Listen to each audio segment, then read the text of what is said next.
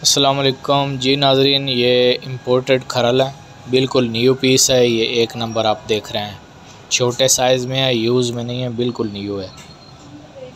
बहुत प्यारा पीस है ये। आप इसका मार्का देख लें, यहाँ से आप सर्च कर लें ये किस मुल्क का है, किस मटेरियल का है। बेहतरीन प्याला बना हुआ है। 1-2 तोले कुश्ता वगैरह खरल करना हो तो ये इस्तेमाल करें। इसके अलावा ये 3 नंबर खरल है, ये सबसे आला पीस है। बहुत ही ज़बरदस्त मटेरियल का बना हुआ है, बहुत प्यारा पीस है।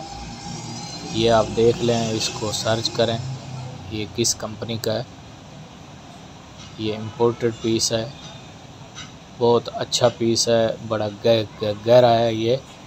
और इसको आप देख लें, मज़बूत है। और ये लकड़ी का पीस है, ये भी किसी को चाहिए तो ये बिल्कुल न्यू पीस है, साफ़ सुथरा,